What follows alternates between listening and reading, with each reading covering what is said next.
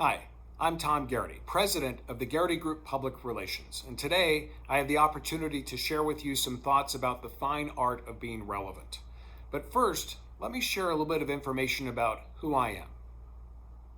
My parents met almost 60 years ago in New York, and following the advice of Horace Greeley, who said, "Go west, young man, go west," they went west. And in fact, they went to the Golden State and set up home in California. And there they started their family. I am the oldest of three children.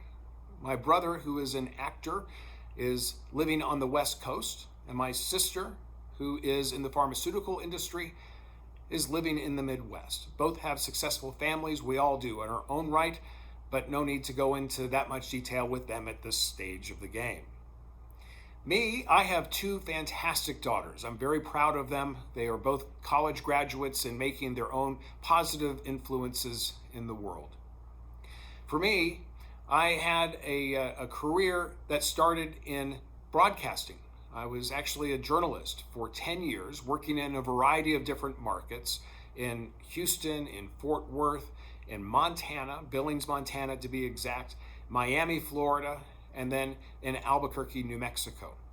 And from there, I transitioned my broadcast and Emmy Award-winning career into that of a public relations practitioner.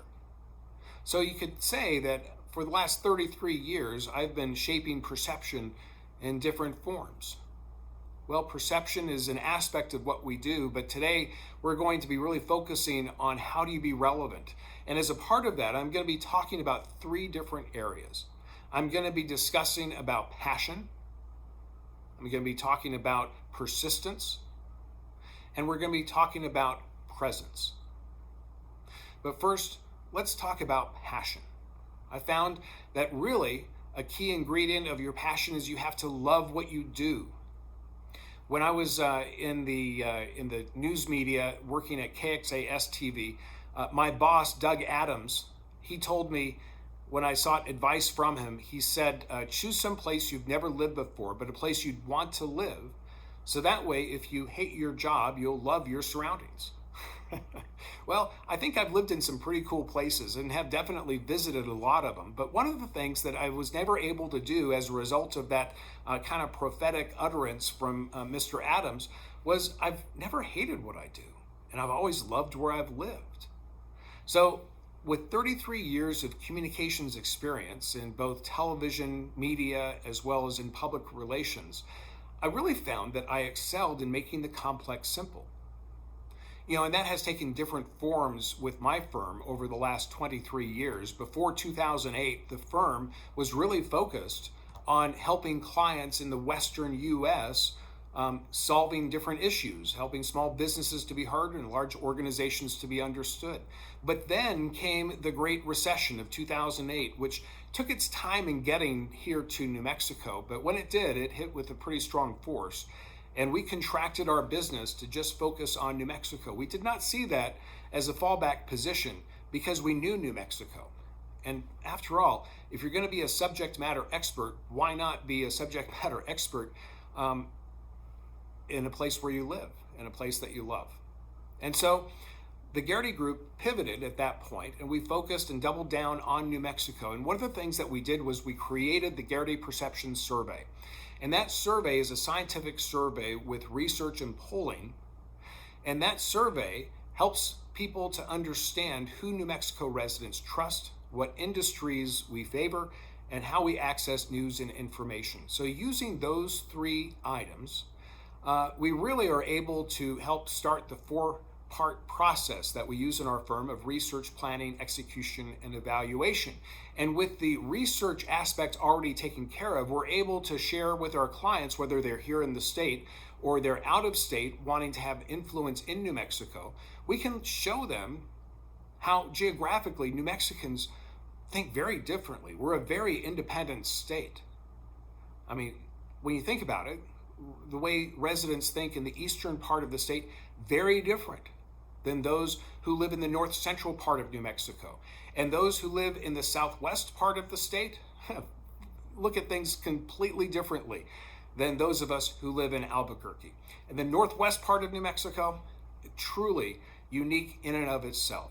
So we use all of that to really create that subject matter expertise for the firm. And it's one of the reasons I love what we do, is because it helps me to provide data-based decision making to help make the complex situations very simple in a storytelling way. So the other key is know why you're here. For me, my family immigrated from Ireland in the 1800s as a result of the potato famine, which really wasn't a famine, but I'm not going to get into all of that. And when we moved to the United States, you know, it's interesting, we lose some of that family connectedness in a way. Well, one of the things I wanted to be able to do is to find out what that family name really meant. And so through my research, I learned that in Ireland, their version of the mayors were called lords. Okay? And then you have the chief of staff, which were called the Garritys. And so for me, it was really very interesting, even though the names were spelled differently for different reasons in the United States, they all had the same meaning and profession over in Ireland. And so for me, it was a great affirmation that not only do I love what I do, but it was also an affirmation for the calling that I felt that I have to help people, counsel them through very complex situations. So as a Garrity is a chief of staff or a counselor, I too have the opportunity to keep that family profession alive in the public relations work that I do today. The third element of this is really running your own race. You know, 11 years ago, I went into the doctor's office, and the checkup really wasn't that good. In essence, the doctor said, you might check out soon if you don't change your ways, because you are, extremely overweight, you are pre-diabetic, you have high hypertension, high blood pressure, and you can either take the physical fitness solution or you can take a drug solution. I was like going, Well, I'd heard about this organization called Team in Training, where basically you run to raise money for those who are suffering different types of blood cancers. And so I thought, now might be a good time to take up that hobby of running and raise some money for those who are suffering from blood cancers. So I told the doctor that I will take the physical fitness route, and she was happy to see that. And so I went on my way and I started my training. I took my first 2-mile run out on the west side of Albuquerque. Those of us who are from here know exactly where that dinosaur is, right there at Coors and Paseo del Norte. Well, that dinosaur that was, I think, painted green at the time, from that dinosaur to the Rio Grande, it was 2 miles. 2 miles, a mile out and a mile back. I'll tell you what, those are the longest 2 miles I think I've ever run. I thought I was going to die. But you know what? I finished those 2 miles, and then afterwards I had the chance to do a little bit of research amongst my friends and found out that a good friend from high school, his name is Pete, was suffering from a blood cancer. And so it gave me the opportunity to run for him, and it started something that I'll share about here in just a little bit. But that was 11 years and 80 pounds ago. And I've kept almost all of it off, but it's been quite a journey. And but you have to run your own race, I found. You can't necessarily run somebody else's race. You can run for somebody, but really you have to run your own race. So that's passion. The second item is persistence. I have friends who have tattoos. I don't have any tattoos, just because it's never been something that appealed to me. But if I were to get a tattoo, I can tell you that one tattoo that I would get would have 7 carrots facing down, and then either next to it or underneath, it would have 8 carrots going up. Now, you're saying, well, that sounds kind of odd, but you know what? In Psalm 24:16, it says that a righteous man falls 7 times and gets up again. Falls down 7, gets up 8. It's pretty cool, isn't it? when you think about persistence, isn't that what it is? It doesn't mean you're going to have a perfect life. You're going to hit everything. You're going to nail it every single time. It just means that, you know what? We're all human. We are going to fail, but are we going to get up again? And so that's what I love about that is fall down 7, get up 8. And so if I were ever to get a tattoo, that would be it, because it really personifies what persistence is all about. You know, from a family side of persistence, it seems as if everybody has made their mark in my lineage. And they've done it tremendously, either through family, profession, or even a combination of both of those. You know, one of the things as I look at my family's heritage when they moved from Ireland because of the Great Potato Famine is, did they make the trip in vain? Was it worth the trip? I mean, if they were today looking at the family, would they say, you know what, it was worth it for us to make that trip across the ocean? Well, as I take a look back at my great grandfather, who was a state senator, my grandfather, who was a judge and a counselor to 3 different United States presidents, and a dad who was an all-American swimmer, a great friend, and really successful in the real estate industry, helping to find places for the businesses that make Houston what it is today. I'm thinking, wow, what is my mark going to be? It could be a public relations firm. It could be, running. Well, running would make sense in a way. They say that you run, average training for a marathon, you will run 444 miles over the course of a 4-month training period. And you run those 444 miles to train your brain to go 26.1. It's kind of interesting when you think about that, right? It's all about persistence. It's persistence in what makes us who we are today. Are we going to continue that train of thought? It's about persistence of family and lineage. Did my relatives make that trip in vain? And then it's persistence in the training that coincides with really running that race. So we move then to being present. And presence is something that is so key, because if you aren't present, if you are thumbing your way or swiping on that little cell phone, or now big cell phone, aren't they huge? Whatever happened to the small little flip phones? If they ever come back, sign me up. I'm going to find a way to use that Motorola StarTAC once again. But one of the ways that I've had the opportunity to be present has really kind of brought together not only my profession, but also my faith. And so one of those days, it was at lunch with a pastor in town. His name is Todd Cook. And during that lunch, the church was in the process of starting to, in the finishing touches of its new building, which still is at Coors and La Aria. And as a part of that, Todd was looking for a way to rename and rebrand the church from Hoffmantown West, because it was breaking away formally in every way from Hoffmantown, just to kind of carve their own path. And so he asked me, what should we call the new church? I said, well, when you think about it, and all of the things that are on that property right now, which basically consisted of jackrabbits, lizards, and sagebrush, that it would make sense to call it Sagebrush Church. And so, because I was being present and not necessarily on my phone or thinking about my next meeting or how the food was, food was good.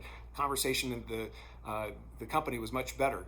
I was able to be present, and through some twists and turns, Sagebrush is today Sagebrush, in part because of that conversation, all because I was present. Now, one of the other items about being present is really being present for family.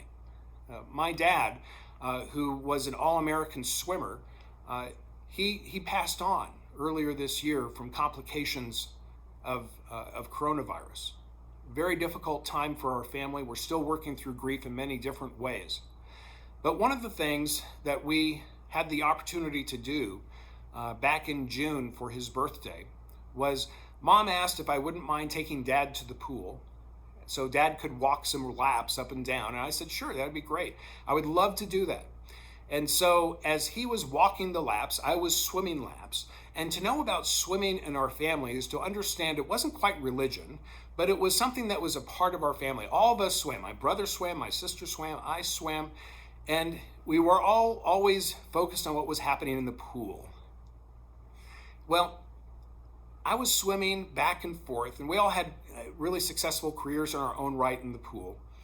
And I was going back and forth, and my dad had hit one end of the pool and was about to turn around. And it just so coincided with the time that I was about to do a turn and go back the other direction. And I stopped. And I said, how's it going, Dad? And he goes, oh, it's going, a little bit at a time. And I said, oh, good. And he looked at me. And he said, you know what? You still got it. I go, excuse me? He goes, that stroke, that freestyle stroke, you still got it. And those words that he spoke to me back in June of this year still ring with me and provide that confidence that I would have missed if I had not been present to stop and just chat with Dad during that time. Well, being present also kind of coincides with the running aspect of my life. Over the last 11 years, I've had the chance to run 7 marathons, 16 half marathons. I've had a chance to race in 3 ultras, 3 half Ironmans, and in 2016 I completed Ironman Wisconsin, which was that was amazing. I don't know if I'll do one again. I hope so. But through the course of all those different events, I had the chance to really carry that passion and the persistence from that first race that I ran for Pete. Remember, he's the one, my friend from high school, who was working his way through blood cancers. And he's still with us today. He's a real blessing to me, and I know a blessing to so many other people. But what that helped me to do was to really kind of focus on how can I provide encouragement to others. So I started a website called onemedal.com. And One Medal, it really kind of reinforces the power of encouragement, because encouragement has no cost, and neither does One Medal. And so on there are 40 different stories of people who have run for somebody else. I've had the opportunity to run for a variety of folks, including my mom and my dad. I've had the chance to run for some people who were fighting different types of cancers or different types of challenges in their life. And through that, others have been encouraged to run for family members, for friends. Even one friend of mine up in Idaho had the opportunity to run for her dog, who had saved her life many times. So, it's really kind of interesting to see that if you're present and, you look at things that are beyond yourself, you can really provide that encouragement to others. So as we kind of wrap up our conversation today, we can be mindful of that, really the art of being relevant is really the art of being present. Thank you for your time today.